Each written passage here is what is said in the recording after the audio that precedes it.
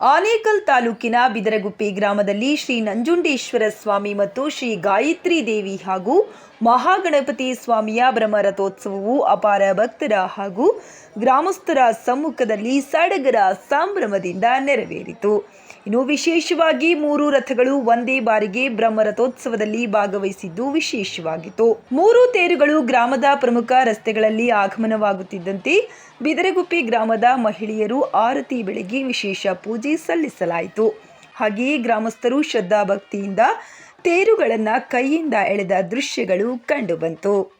ಜೊತೆಗೆ ಸ್ವಾಮಿಗೆ ಮತ್ತು ದೇವಾಲಯಗಳಿಗೆ ವಿಶೇಷ ಅಲಂಕಾರ ಮತ್ತು ಅರವಂಟಿಕೆ, ಅನ್ನದಾಸೋಹ ಸೇರಿದಂತೆ ವಿವಿಧ ಪೂಜಾ ಕಾರ್ಯಕ್ರಮಗಳು ಗ್ರಾಮಸ್ಥರ ಸಮ್ಮುಖದಲ್ಲಿ ಶ್ರದ್ಧಾ ಭಕ್ತಿಯಿಂದ ನೆರವೇರಿತು. ಇನ್ನು ಕಾರ್ಯಕ್ರಮದಲ್ಲಿ ಬಿದರಗುಪ್ಪೆ ಗ್ರಾಮಸ್ಥರು ಮತ್ತು ಭಕ್ತರು ಭಾಗವಹಿಸಿದ್ದರು.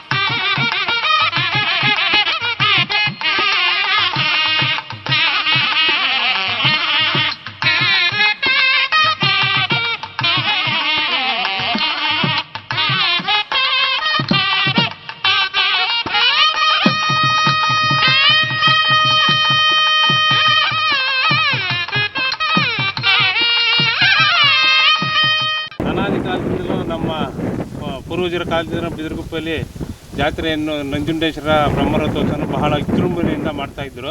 ಈ ಸಾರಿ ಸ್ವಲ್ಪ ಬರಗಾಲ ಇದ್ರೂ ನಮ್ಮ ಕೆರೆಗೆ ತುಂಬ ನೀರು ಇರೋದ್ರಿಂದ ನಮಗೆ ಬೋರ್ಗಳಲ್ಲೆಲ್ಲ ನೀರು ಚೆನ್ನಾಗಿದೆ, ಬೆಳೆಗಳೆಲ್ಲ ಚೆನ್ನಾಗಿವೆ. ಮಳೆ ಸ್ವಲ್ಪ ಕೊರತೆ ಆಗಿದೆ, ಆದರೂ ನಾವು ಬಿದಿರುಗುಪ್ಪೆಯಿಂದ ನಡ್ಕೊಂಡು ಹೋಗಲೇಬೇಕು ಅಂತ ಈ ಸಾರಿ ಜಾತ್ರೆನ ಸ್ವಲ್ಪ ವಿಜೃಂಭಣೆಯಿಂದ ಮಾಡಿದ್ದೀವಿ.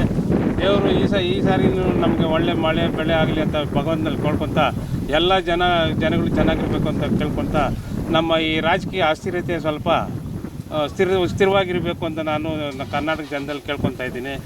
ಈ ಸಾರಿ ಮುಂಬರುವ ಚುನಾವಣೆಯಲ್ಲಿ ನಾವು 5 ಗ್ಯಾರಂಟಿಗಳು ಕೊಟ್ಟಿದ್ದೀವಿ.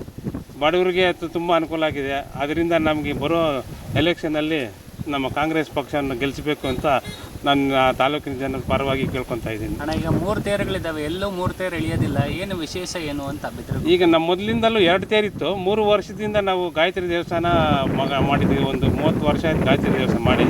ಅದಕ್ಕೆ ಎಲ್ಲರೂ ಭಕ್ತಾದಿಗಳೆಲ್ಲ ಸೇರಿ ಗಾಯತ್ರಿ ತೇರು ಮಾಡಿಬಿಡೋಣ ಅಂತ ಎಲ್ಲ ಸೇರಿ ಮಾತಾಡಿದ್ದೀವಿ.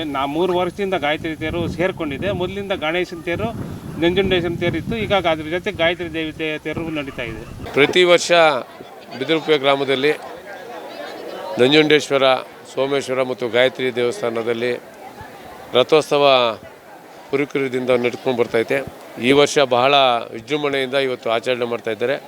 ಇಡೀ ಗ್ರಾಮದ ಸುತ್ತಮುತ್ತಲು, ಆನೇಕಲ್ ತಾಲೂಕು ಸುತ್ತಮುತ್ತಲು, ಆಮೇಲೆ ಹೆಚ್ಚಾಗಿ ನಮ್ಮ ಗ್ರಾಮದ ಮಹಿಳೆಯರು ಬೇರೆ ಕಡೆ ಮದುವೆಯಾಗಿ ಹೋದರಂತೆ ಎಲ್ಲ ತಮ್ಮ ತವರೂರಿಗೆ ಬಂದು ಇವತ್ತು ಬಹಳ ಖುಷಿಯಿಂದ ಹೆಮ್ಮೆಯಿಂದ ಇವತ್ತು ಪೂಜೆ ಮಾಡಿಸ್ತಾಯಿದ್ದಾರೆ.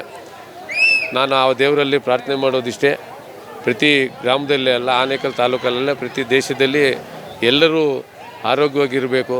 ಅದ್ರ ಜೊತೆಗೆ ಸಾಂಸ್ಕೃತಿಕವಾಗಿ ನಮ್ಮ ಈ ಏನು ಪೂರ್ವಿಕರು ನಡೆದುಕೊಂಡು ಬರ್ತಾಯಿದ್ದ ರಥೋತ್ಸವ ಇರ್ಬೋದು, ರಥಸಪ್ತಮಿ ಇರ್ಬೋದು, ಊರ ಹಬ್ಬ ಇರ್ಬೋದು, ಯಾವುದೇ ಒಂದು ಹಬ್ಬಗಳನ್ನು ಬಹಳ ಪಕ್ಷಾತೀತವಾಗಿ, ಜಾತ್ಯತೀತವಾಗಿ ಈಗ ನಮ್ಮ ಗ್ರಾಮದಲ್ಲಿ ಎಲ್ಲ ಜನಾಂಗದವರು ಕೂಡಿ ಈ ಒಂದು ಹಬ್ಬವನ್ನು ನಾವು ಆಚರಣೆ ಮಾಡ್ತಾಯಿದ್ದೀರಿ. ಒಂದೊಂದು ಜನಾಂಗಕ್ಕೂ ಒಂದೊಂದು ದಿವಸಕ್ಕೆ ಪೂಜೆಯನ್ನು ನೀಡಿಸಿದ್ದಾರೆ.